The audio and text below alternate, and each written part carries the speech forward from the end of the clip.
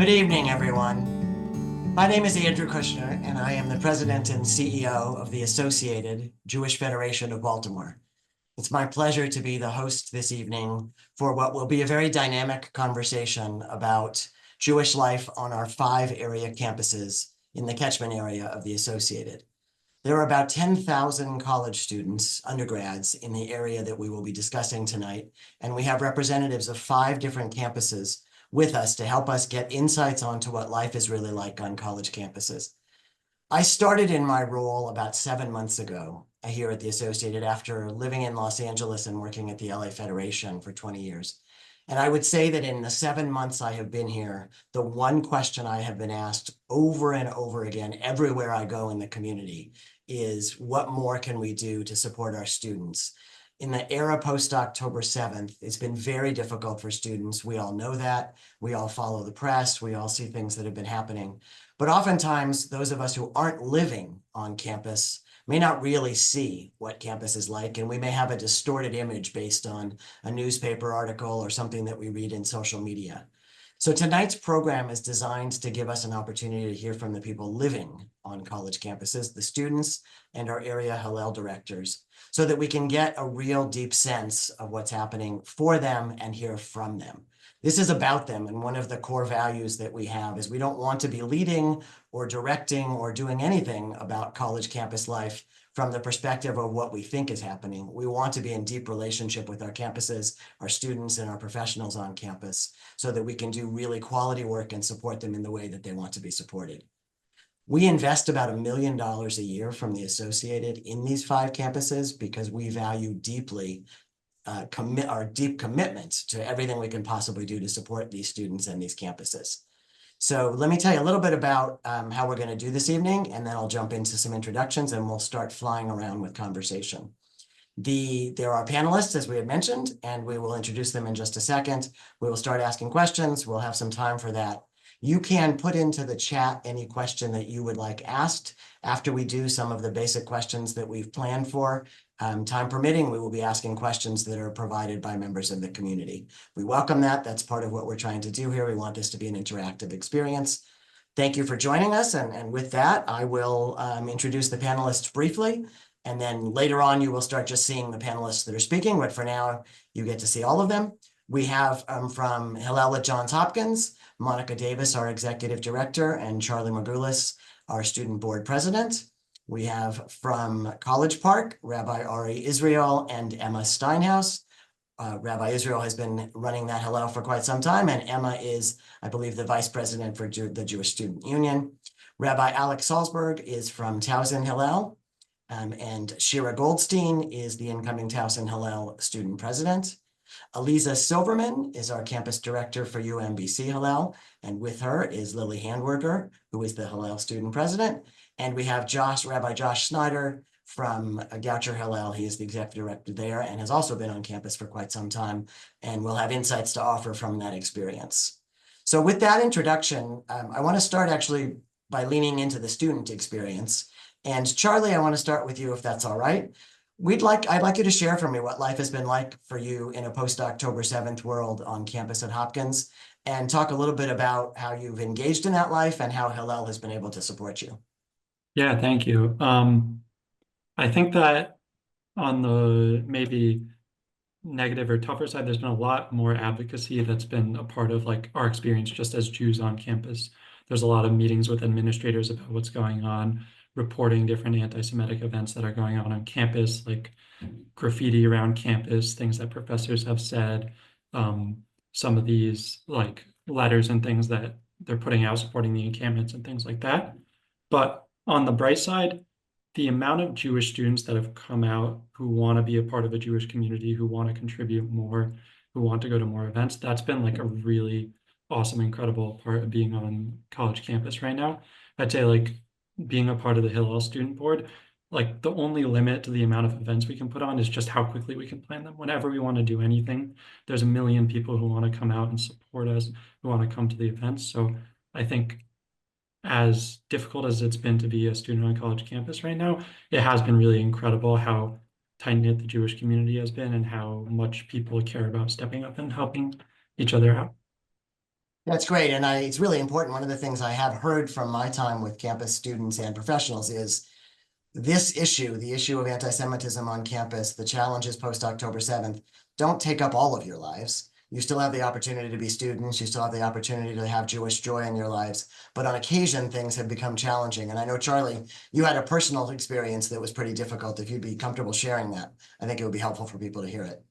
Yeah, for sure. So I think what's been difficult is a lot of the anonymous online posting and thing for a lot of students at Hopkins, and I'm sure at other campuses. So for me, it happened when we had brought in Archie Steinman, who's in the IDF reserves, who had been going on a speaker tour through the United States, and we had brought him to Hopkins to speak. And there had been like one of this like Stop Arab Hate Twitter account who was posting the pictures of me and a couple of other Hopkins board members, and then our contact information and encouraging people to reach out to us about how terrible this event was. So it's definitely difficult for like us and the school to do so much about it because it's anonymous, but it's definitely been difficult, and like you have to be a little bit more conscious walking around campus because we know they're putting our faces all over everything. Sorry I've had to go through that. Monica, you're nodding your head. How have you been able to support Charlie and the other students when they've been dealing with this sort of thing? Yeah, it's a great question. It's really tough to see them hurting, but it makes me really upset. But I try my best to try to pivot what's going on and bring back what our biggest agenda is campus life, being Jewish on campus, celebrating, making community. As much as I want to be upset, you have to be the adult in the room and kind of transition them back in their headspace to let's get back to school. Let's try to keep going. You know, I'm here for you. We're going to do our best to keep you safe. I'm going to work with the administration. So I think to keep them calm and secure and let them know that we have their backs, and let's continue and make community, continue with our events, continue with Shabbats and holidays. So, we try to pivot. If I can Thank you for that. echo, And I should start early in the program by just thanking all of the professionals at the Hillels that we have. You've always been amazing, and you've been heroic in the post-October 7th era. What it is required, what you've had to deal with in terms of managing your campuses, supporting your students, hopefully taking care of yourselves has really been extraordinary. So on behalf of the whole community, I want to thank you for that because you are seen for that and greatly appreciated.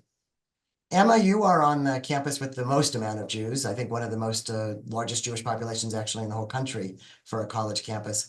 How has life been for you on the Maryland campus? Um, Honestly, it's been pretty similar to what Charlie was saying at Hopkins. There's definitely been additional challenges. Students have definitely had to grow up too quickly and face a lot of challenges that you shouldn't really need to face as a college student. You should be focusing on getting good grades and enjoying college, not being an advocate for the Jewish community. Um, but I think students have really risen to the challenge and continued to make Maryland a place where students can thrive. Like Charlie was saying, also at Maryland, we've been having more events than we had before October 7th. Um, we've Students have been more interested. Applications for all the organizations at Hill have risen significantly. Students are really trying to take a really awful situation and do what they can to make it better, really do their part, which has been really amazing to see. So even though it's been really difficult, Hillel has really made our campus a safe haven, and students have really been stepping up and making the best of a tough situation. That's terrific. Ari, you had to manage the challenges of the October 7th protests on campus. How was that for you as a professional, and what can you share with us about that? Yeah, thank you, Andrew, and thank you, Emma, and all the students here who are really at the front lines. All of my colleagues, the Hillel colleagues around the table, we signed up for this. The students did not. We are grateful really for their leadership, and they are the reason that I come to work on a daily basis, and inspire me, and Emma in particular is just one of those blessings, and all the students here. So thank you. The October 7th in particular was a challenge at Maryland because of a lawsuit that, made federal and national news. It was a federal law court case that Maryland lost. The university tried to stop SJP, the Students for Justice in Palestine, in reserving that space. Emma was intimately involved in a lot of those conversations and meeting with the president, and we talked to the president on a regular basis.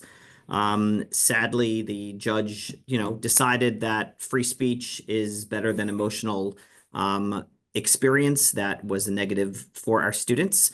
I do want to say that, and echoing what Emma and Charlie said, that there definitely have been challenges. Overall, our students remain safe on campus, and it is important to make that distinction between being uncomfortable, which I would say since October 7th, prior to October 7th, Jewish students are uncomfortable on campus, not on a daily basis, but certainly sporadically and at different times, and October 7th being one of them. October 7th, the vigil of SJP made our students unwelcome, trying to invade that emotional space when we were mourning as a community. And SJP was being callous about it, about pretending that this was a day of mourning for the Palestinian cause. And it was definitely a rocky roller coaster over that course of time. Worked closely with the university and the police. And at the end of the day, our students really thrived. We did a T-shirt campaign because we weren't allowed to be on campus. Emma was one of those students. We had 1,000 students wearing T-shirts. We had a vigil that night at Hillel with about 1,100 people. We ended up being on campus. We did a hostage square. And really our students remained, both safe, vigilant, and resilient. And they remain that way today, and, continue to be grateful for all of their leadership. That's great. Shira, how has life been at Towson for you? Yeah, to echo what some of the other students have said, it's been a little rough. We've had a few setbacks, but I think overall, it's really made our community come together. We're so lucky to have our Hillel staff. They've been super amazing. Also talking with other like Towson professionals. And yeah, we're super lucky to have the community we have. We've had, I think, moments that are hard, but also some like really special times together as a community in the past year or two. Great. Lily, what would you share? I would echo everything that's been said. I agree that we've definitely had some challenges, but I think that it's really brought our community together. And just knowing that Hillel is a safe place and there will always be a safe space for students on campus, and students will always feel comfortable within the space that we have as Hillel on campus is really comforting to know. There have been a lot of efforts around the country to try and improve relations on campuses, improve the environment on campuses, build coalitions and such. Josh Goucher was one of the first Hillels that was part of what Hillel calls the Campus Climate Initiative. How has that been for you, trying to build a campus community that is accepting to the Jewish community? And I will note that that started before October 7th, so it's a different kind of experience. Yeah, thank you, Andrew. Yeah, it's I would say it's an ongoing process, and it's actually been a process that's been going on for years on our campus, and it takes that much time, I think, to make a difference. So we've been working with Hillel International with the Campus Climate Initiative, which what it offers is a couple of things. It offers an opportunity for Hillel professionals and campus administrators, sometimes faculty and staff, to take part in a series of webinars to be able to learn about anti-Semitism on campuses. I think the CCI, the Campus Climate Initiative at Hillel, has been evolving over the last couple of years to incorporate a lot of what we've learned, as the case of anti-Semitism on campus has changed dramatically, as we've just seen over the last couple of years. But ultimately, what I think has been really helpful for us is galvanizing support for our students by connecting administrators, stakeholders, faculty, and students, and giving them some shared language and knowledge around these issues, so that when we do come to these moments of crisis and challenge, there is a bit of a template. And, for an example I would give is how we handled October 7th on our campus. We were able to utilize best practices from Hillel International, look at what was the security that was being provided for students on campus, what language could there be around dialogue and things on our campus. And as a result, probably also being a relatively smaller campus, just in a very different kind of situation than Maryland, it was a fairly quiet day, around our campus. I think that what's challenging, even as we go through CCI, as when we do these processes, is that we're often speaking a different language with different goals, and working with administrators who are often pulled to a lot of other needs and other groups. And we, part of, I think, what's been important for me as kind of a byword that I've held on to a lot is, it's better to light a candle than to curse the darkness. I feel like I've heard this from a lot of other Hillel directors, Jewish workers who are dealing with the challenges right now. And, rather than looking at the systemic issues that may or may not be able to be fixed, what are the ways that we can build some policies that we've been able to help strengthen within the system of Goucher? What are ways that we can build more knowledge of Judaism and anti-Semitism into the curriculum, into campus life that helps to combat the ignorance that's out there?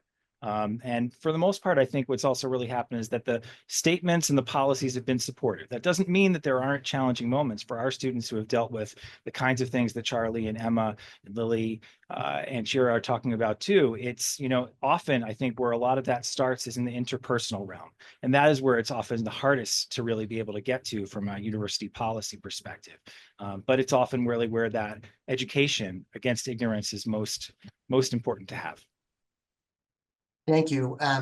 Alex, I know at Towson there have been BDS resolutions that have come through the student government, and I'm curious how that was for you and your students, and I'm also curious what impact it's had both before, I guess, during and after in terms of dealing with those fights, and obviously share anything else you want to share about Towson life right now. Thank you, Andrew.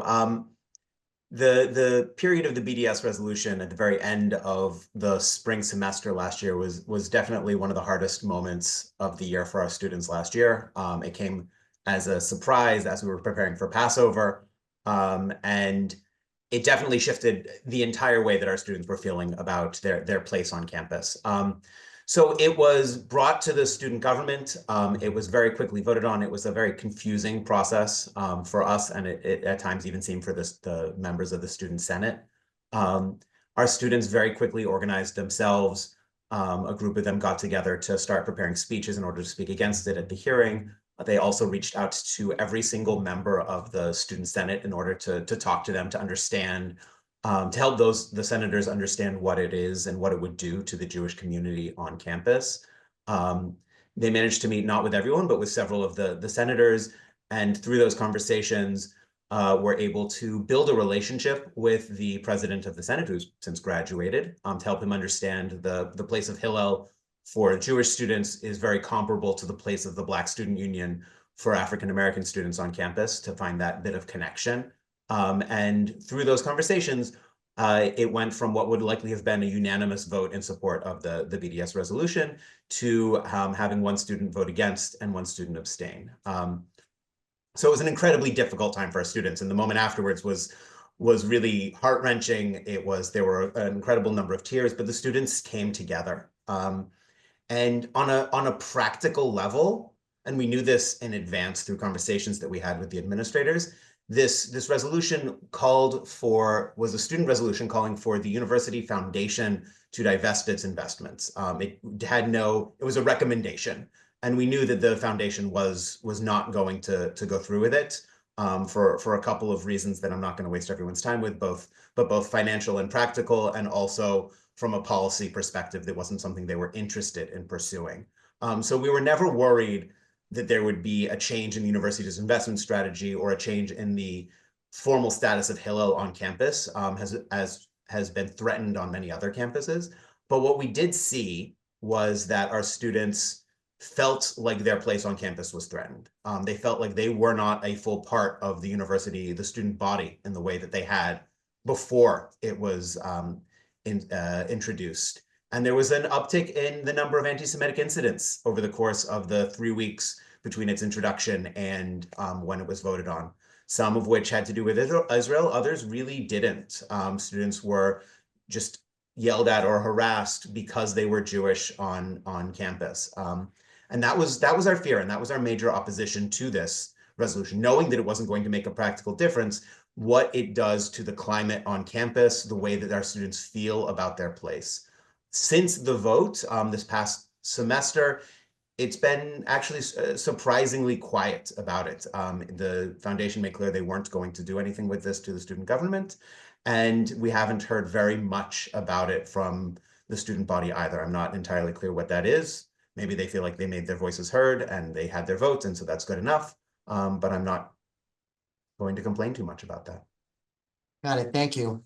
Elisa, I know you've put some energy into trying to build allyship across campus to support Jewish students and to be open to the Israel conversation. What can you share about that work and what maybe lessons are there for other campuses as well? Yeah, so for us, I would say, a lot of these building relationships to start, we're not even starting with the Israel conversations. We're just showing up on campus. My staff and I, our students, just showing up in various spaces on events that aren't necessarily ours to just, show that we're human, we're here, we're part of the campus community. And also a lot of partnerships right now are just focusing on putting good into the world. We've really grown our Tikkun Olam programming this year. We hired a new staff member to focus on that specifically. And, while social justice spaces can be a big spot for conversations about the conflict, we're really just focusing right now on putting good into the world and Jewish values and education that comes along with that. So this past year, we've really built up a partnership with our campus food pantry, Retriever Essentials. They came to our sukkah. They have a free weekly farmers market for students to come and grab food. They had it outside of our sukkah, and students had the chance, Jewish or not, to come into our sukkah to see what it was. What is this holiday? What is this tent that pops up on campus? What is Sukkot? Just learn a little bit about who we are as people and walk away learning something new, seeing us, oh, that it's not everything right now is about Israel. And, just also, even for our most Zionist students, sometimes they just need a break in events that focus on other things. They're tired. It was such a big focus last year. It's still a focus, but just making sure our own students too can have spaces they can go to and think about something else. And it's benefiting both us and our partnerships when we partner with Retriever Essentials or with our civic Office of Democracy and Civil I'm sorry, butchering but that department on campus, um, Office of Democracy and Civic Engagement. When we partner with different organizations on campus and they get to see some of our Jewish values and practices and just get to know us as people, that's when later we can dive into those conversations that are deeper. And also over the past couple years, before October 7th and now, us as Hillel staff are part of the campus's religious council. We don't have our own space on campus. We share a space with every other faith group on campus. And I think that's also helped students, humanize each other over the past year, seeing, we're all in this space together. We need to make the best of it. And all of us too, as religious council members, meet monthly, and it's facilitated by the head of our gathering space, which is essentially our interfaith center. So we also, as professionals on campus, have the chance to get to know each other and see each other also and just know what everyone's up to. And as the gathering space builds on its interfaith initiatives, I'm hoping that can later on lead into those more difficult conversations on campus. But for now, it's just about starting slowly and humanizing Judaism. I'll just that's jump in great. that with Elisa. I just got back from a winter holiday festival on our campus, and setting up a table in the midst of all of the Christmas stuff and Diwali and whatever it is, also doing a thing about Hanukkah and teaching people how to make dreidels and having non-Jewish students come up and learn how to write the Hebrew letters for the first time. It just brings a smile and it creates a human connection. And from there you can build. It's just what's the first building block on which you can go from there. Monica, I want to ask you a question. The protests on Hopkins campus last year were, relatively prominent in national news, actually. And some of it I know was tied into law enforcement issues on campus and things that might not have been just about the Israel conversation, but were real. And I'm curious how your campus has recovered from that, if in fact it was as traumatic as I think we all assume it was, and what this year is like for students on campus as opposed to last year when the tents were up and the noise was loud. You're muted. I knew that was going to happen once during the Sorry conversation. about that. Of course, it was me to do that.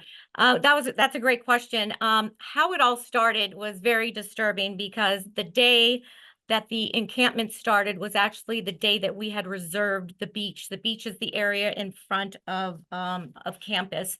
We were supposed to have our Israel Fest. We reserved it 6 months ahead of time, and the encampment started. And I said to the university, "Are you going to kick them off?" And they said, "Well, we're trying." And I said, we're not moving.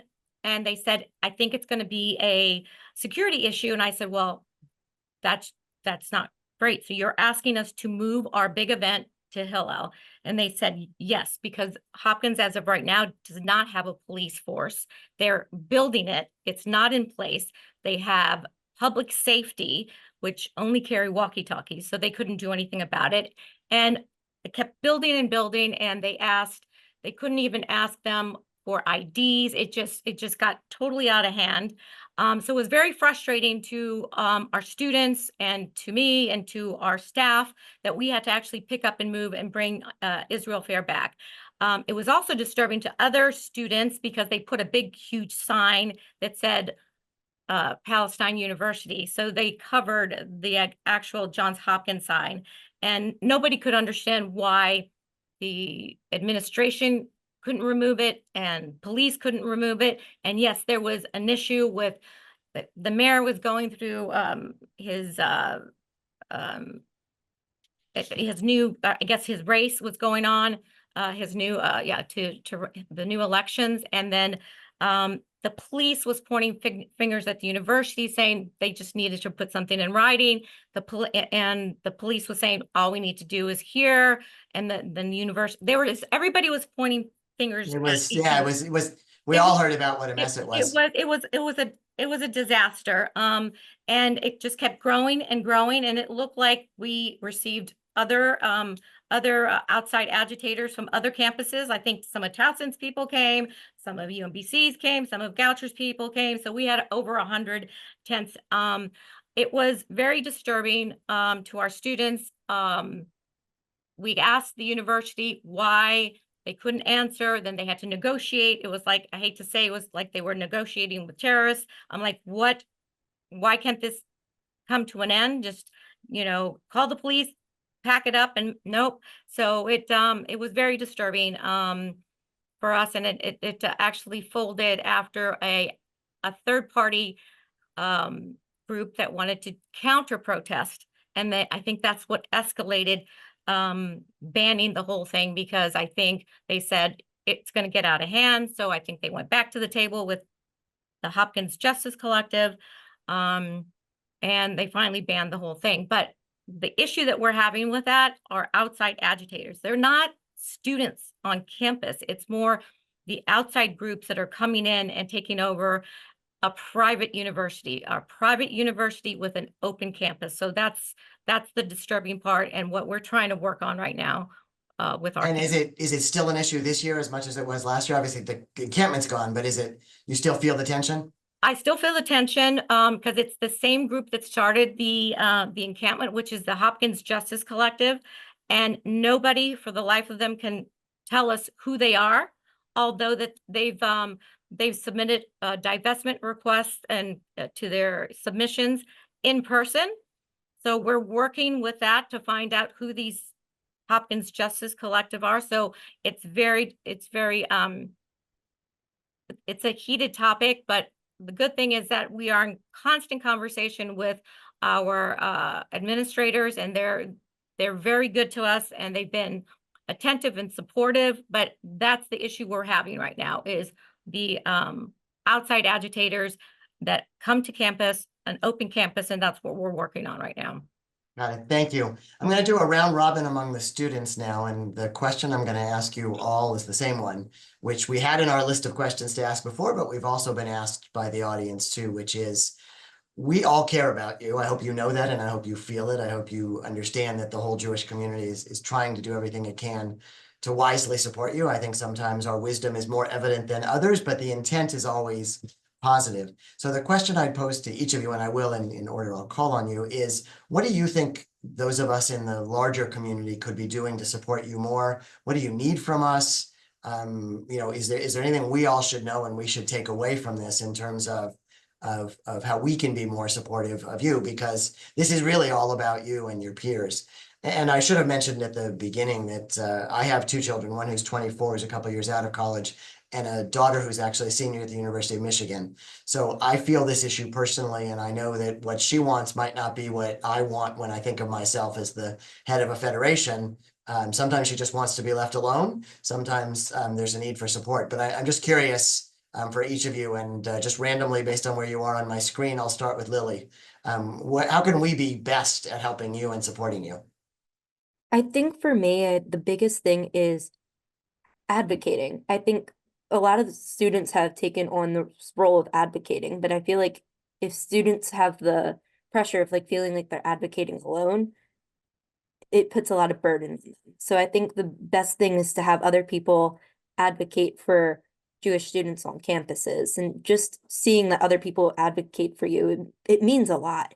Just whether it's a friend, family member, or anyone who's in the Jewish community within campuses and on universities, just that advocating for each other, it's huge and it makes a tremendous difference. And advocating about what? Is it going to the administration if there's a problem? Is it fighting divestment resolutions? Where do you feel the voice could most effectively be used? Honestly, I think everywhere. I think just when students start advocating for something, it seems like they have to advocate for ages to get the one thing that they want.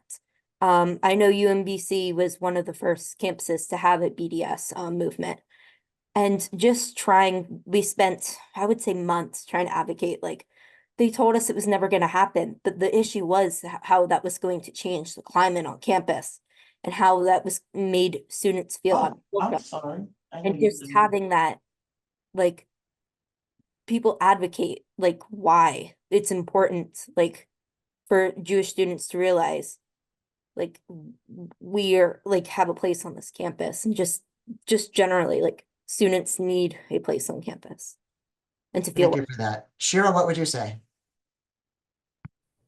Yeah, I would say the biggest way that you can support us as Jewish students is educating everyone around you about just being Jewish in general. I think the biggest reason that people hate or are negative is because they don't know and they might be uneducated.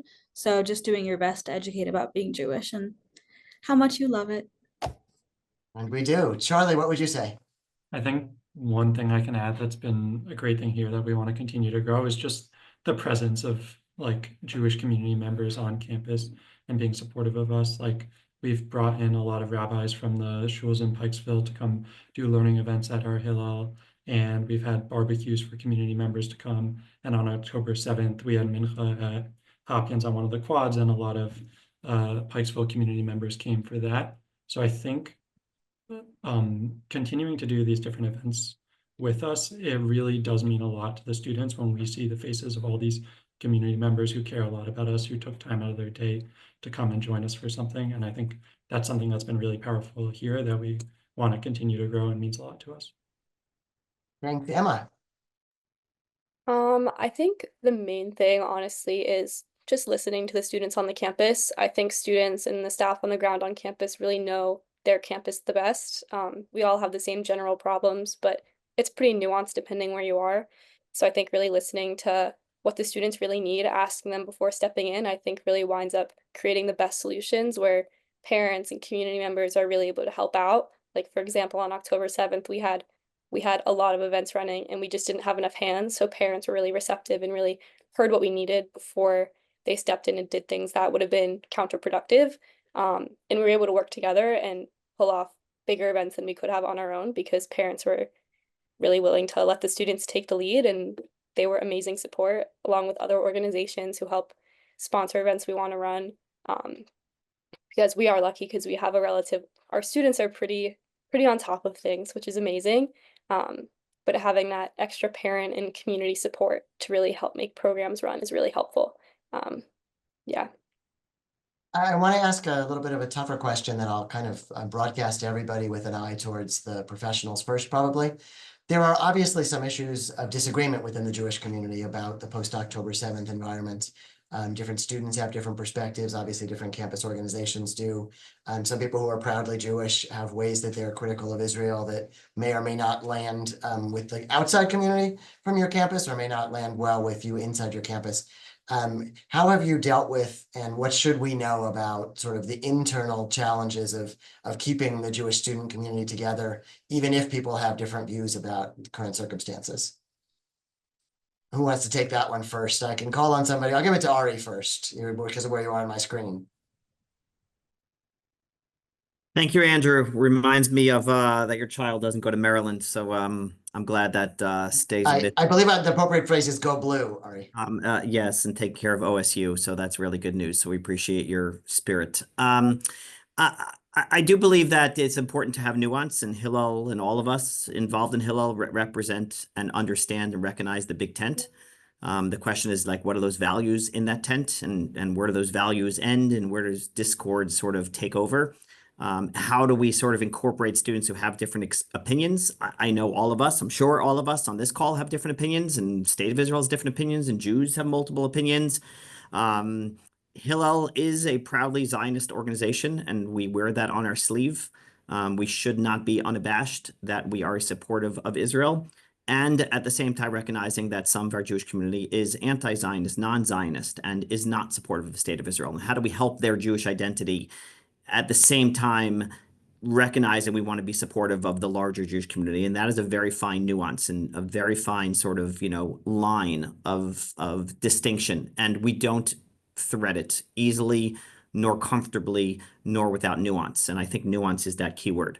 Recognizing the individual's growth and the individual's opportunity to celebrate and be themselves. We have members we have non-Zionist Jews who come to Shabbat and are welcome. And we want to, support them. They've participated in many events. Some of them are leaders in some of our student groups. And if they were actively working against the Jewish community within that Jewish community, we would ask them to not be advocating within that Hillel footprint of a non-Zionist attitude. At the same time, they are going to, events that are anti the traditional Jewish community and the larger Jewish community and the overwhelming Jewish community on campus, when they are, advocating for the demise of the Zionist state of Israel. And that hurts. It really does. And how do we strike that balance? It's not easy, but we have to recognize that there are differences, and we want to embrace those differences. I can go on and I can give you examples of that. I think you provided some insight there that's helpful. Elisa, how would you answer that question? Yeah, I mean, these have been big conversations across Hillel too. When we say all kinds of Jewish, we do need to mean all kinds of Jewish. And like Ari said, Hillel is a proudly Zionist organization. And as I said before too, on campus this year, we're just also making sure to intentionally have events that just aren't about Israel. Some partnerships, some things like a monthly crafting fetch where students can come just do something fun, because even the most Zionist students want to do things that aren't about Israel. And those are spaces too where the non-Zionist students, the anti-Zionist students can still come in and engage in the community. And also just making sure we have conversations with these students. And it's still, Hillel is not, we're not giving up any of our values around Israel, but it also doesn't have to be what we're doing every second of the day either. And we're working on striking these balance. Like we have some students who are non-Zionist who have start to get involved in some leadership roles. And we are thinking about, there are limits to what we will do as a Hillel, but also making sure there is space for conversations, and so that the majority of our students also know when a student individually says something that is not in line with Zionism, not jumping down their throat, making sure that we're having conversation, not making anyone feel targeted because of their opinion, but being open to having a conversation to engage further instead of further drawing divides in our community. And do any of the students want to comment on sort of the relationships among students, recognizing that people have different views in a very complicated time? I won't call on any of you because I don't want to put you on the spot, but if anybody wants to share a thought about that and what your experience has been as a student leader, I think people would be happy to hear it. And if you don't want to, I think we would all understand that as well. I think one thing that's been effective for us is making specific spaces to talk about issues in the Middle East. Like we have one of the more active clubs that's run through our Hillel is the Israel Middle East Forum, which is like consistently has very interesting, difficult conversations that happen through it.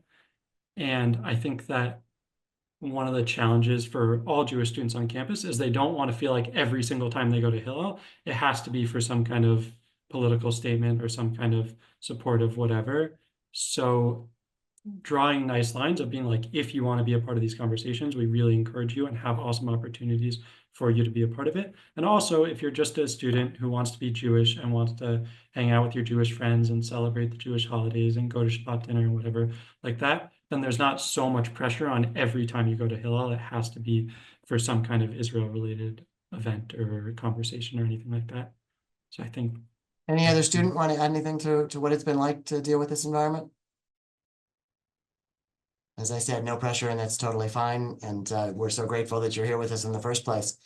I want to sort of turn towards wrapping up by giving, an opportunity for any one of you to address. Number one, we can still take a couple more questions from the audience. But number two, if any of you feel like there's something that you really wanted to say that you sort of wish that the regular off-campus community was aware of, or advice or insight or anything that you feel like we've missed in the conversation we've just had, I wanted to give you a chance to let me know. So if you come off and come off mute and let me know you want to say something, I'm happy to call on you.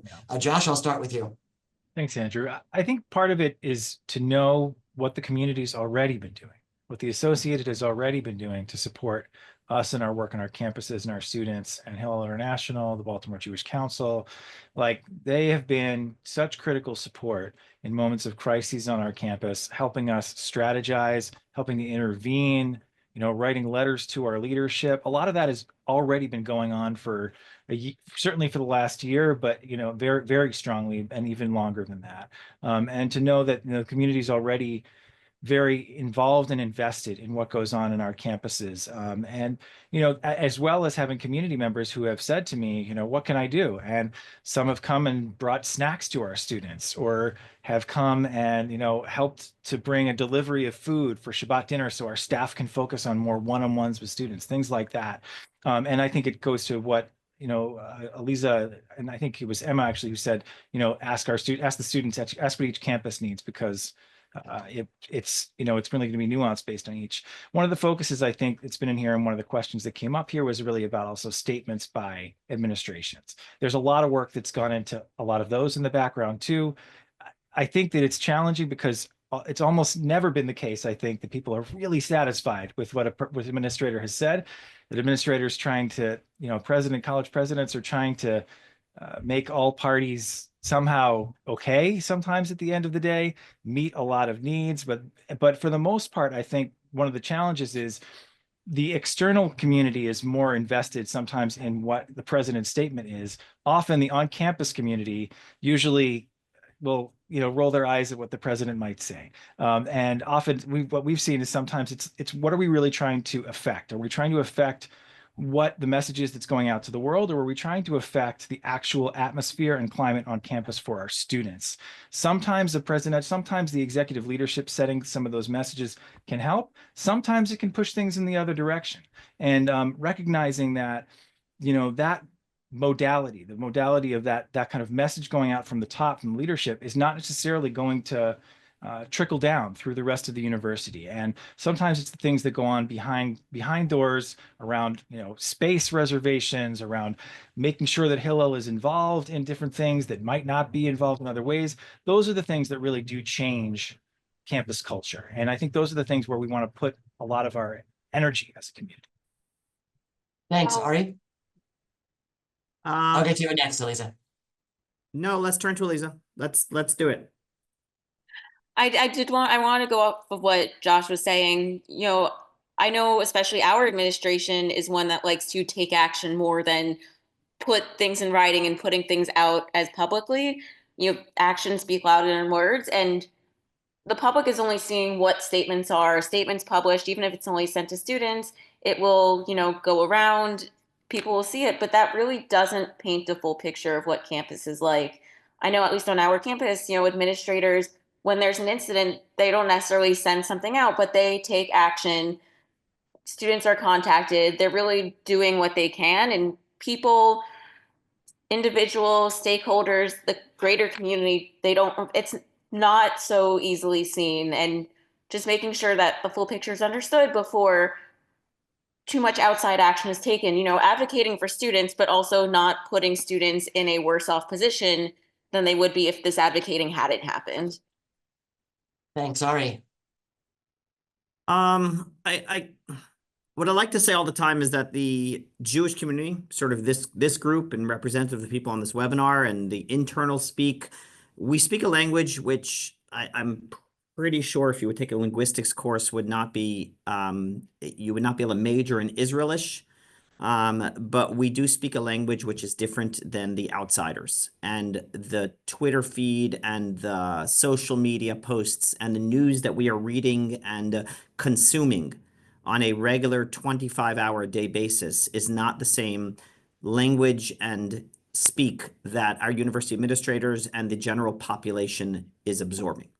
So indifference or lack of knowledge is not necessarily meaning that they are the enemy or that they are opposed or that they are not sort of part of the discourse.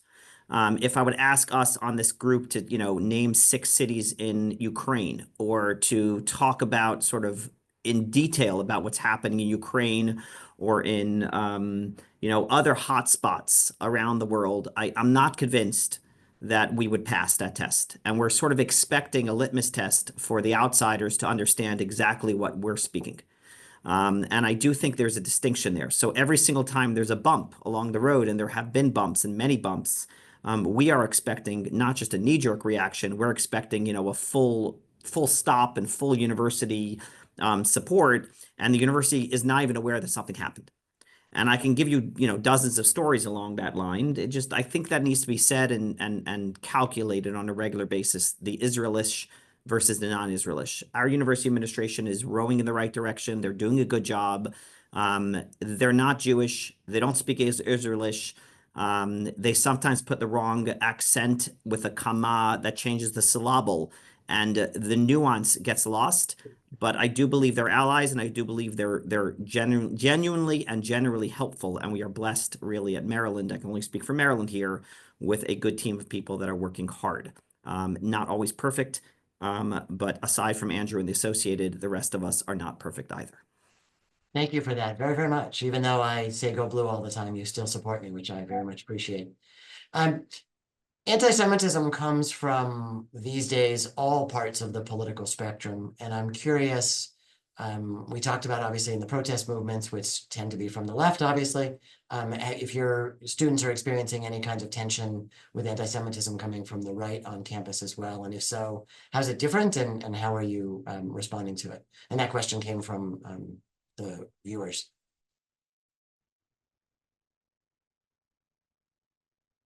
Go ahead, Alex, please.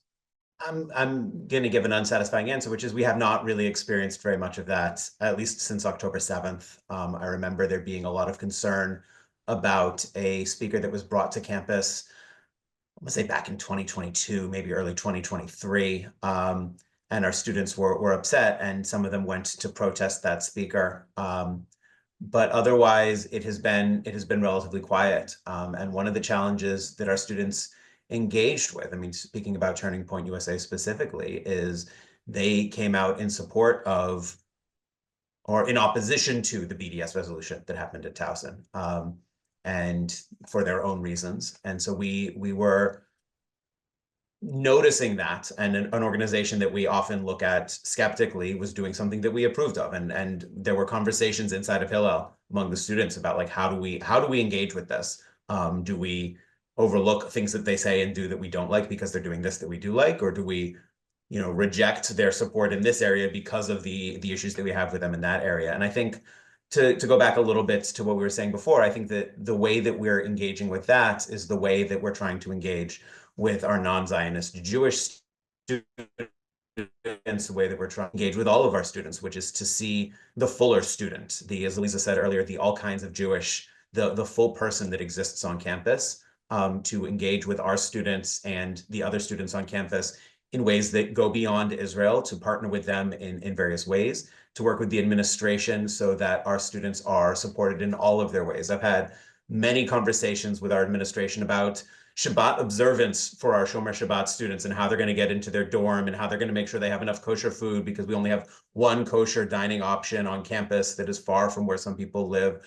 And we work with our administration, and our administration partners well with us to make sure that all of the Jewish aspects of our students' lives are supported, or at least working towards better supported, and not just thinking that being Jewish means we care about Israel one way or another. We work really hard to embrace the full identity of our Jewish students and to engage with the rest of the community in whatever aspects of their identity we can easily engage with them. Thank you for that. Let me do a quick round robin of the students to give you a chance to share anything you want. Again, you don't have to if you don't want to, but would welcome you sharing any insight or thought or anything that's popped into your mind as you've been listening to this evening's program and hearing from everybody else on the screen. So students, if you just take yourself off mute, I will know you want to share something. And hopefully at least one of you will have something to close us with or send us off with some inspiration. Go ahead, Charlie. Yeah, I think one thing that's been important for me and effective is not letting the problem get too big. And really, the best way to combat anti-Semitism is like one person at a time, one action at a time kind of thing. Like one of the more effective relationships that we've built in our Hillel is 2 years ago, there was a guy who was not Jewish who went on an Israel trip with our Hillel. And now 2 years later, he's running to be the president of the student government. And one of the first stops on his campaign and meeting all the students is to come to Shabbat dinner. And he has been the president since around October 7th for that year. And it was one less thing that we had to worry about, was a BDS resolution going through SGA because of him. And it was just a relationship that we had built a year prior because we started small. And one other quick example I'd like to give, we're standing outside of the encampment in the spring and just like watching what's happening with the administrators, and it's all crazy and chaotic. And this group of football players walks up to us and it's like, oh my goodness, these guys are like ginormous. And this one guy steps up from them. I recognize him from class because I'm a mechanical engineering major and there's a lot of football players who are mechanical engineers. And he goes, everything that's happening at this encampment, it's crazy. If you guys need anything from us, need us to beat someone up for you, whatever, like let us know, we're here to support you. And it's the kind of thing where you can't predict who's going to be the person who's going to be there when you need it. But it's really important to just build these relationships one person at a time and not let the problem get too big for yourself, because you never know when the random football player is going to come up to you and offer his support. Wow, so I just learned two things: that football players can be supportive of Hillel and Israel, and that they're all mechanical engineering majors. Two things I was completely unaware of before you shared that, Charlie. Ari, there was a question that came in from earlier in the conversation about the October 7th experience that you had on campus, and the way that it went, and what people who were opposed to Israel were trying to do. And I wanted to give you a chance to clarify anything you wanted to. Yeah, thank you. Look, SJP has been active on campus for years as Students for Justice in Palestine. There's been counter protests for our Israel Fest for years, boycotts. There's been BDS bills that have not successfully passed at Maryland for years. This is not an October 7th issue where that community just woke up. Sadly, in a post-October 7th world, the dismissal and ability for the Jewish community to have our own beliefs continues to be both denied and denigrated. And that is my opinion and our opinion in the Jewish community of what happened on October 7th on campus. October 7th was a massive day of mourning for the Jewish community globally. The number of students impacted, both certainly in Israel and relatives and students who were there with captives and first cousins who are hostages, etc.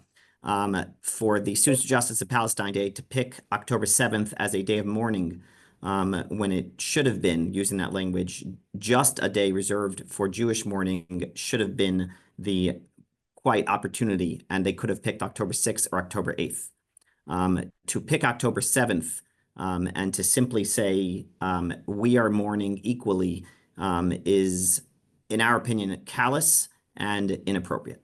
And that was our response. And the university knew it, SJP knew it, and that is the sad reality that the Jewish community over the last, 75, 80 years at University of Maryland, but certainly in the modern era, has been amazingly pro-Israel. And we've had empathy for Palestinians and spoken about those individuals. We've tried to dialogue. We've tried to reach across that divide that exists. And we've continued to been rebuffed. And unfortunately, the Palestinian community on campus, the SJP community on campus, let's not use all Palestinian community on campus, continues to denigrate and function in an anti-Israel capacity. And those are two different sides of the equation. Calling us an oppressor, not willing to talk to us, is, not in the civil manner of what the university in general is trying to accomplish. And that was the reason we were opposed to it. And you have another insight you want to share as we thank everybody for joining us tonight? I think we as a community and all of us, and I'm grateful for all of our students here and colleagues, and thank you to the Associated for both convening and leading and inspiring all of us to come together and what the broad sense of community is all about. I do think we spend a lot of time both focused on the oy and not the joy, to quote Deborah Lipstadt. And we need to really focus back on what our core mission is. I think Monica and some of the other colleagues were talking about that originally, about why we're in this business. We're in business to inspire Jewish journey, and we're in business to build Jewish community. That's number one. And number two, I do think we are caught up in every single time that there is a protest or a complaint or an anti-Semitic incident. One is one too many. One bias incident is one too many. And we are so worried about what someone else says about us. We are sort of losing the opportunity. Just at Maryland, I can speak, for example, of the 40,000 students on campus who can't find Israel on a map. There are a few hundred people who are opposed to the state of Israel on campus, and we deal with them. That's the public persona.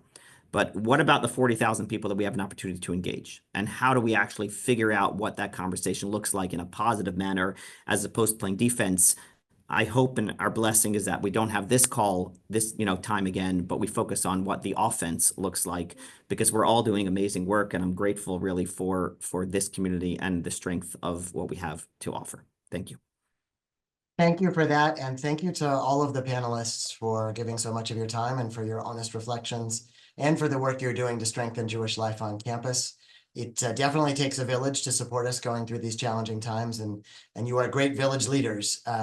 So thank you all very, very much. Thank you to all of our viewers, participants in the webinar. We hope it was helpful to you in understanding some things you might not get from the newspapers, and understanding at a deeper level how things are truly going on campus. If you are interested in learning more about the work of the Associated on campus or supporting the Associated's work, you can go to associated.org and learn about our campus work, and of course make a donation to support our work, which we would greatly appreciate. Thank you everybody so much for giving us of your time, and have a wonderful evening.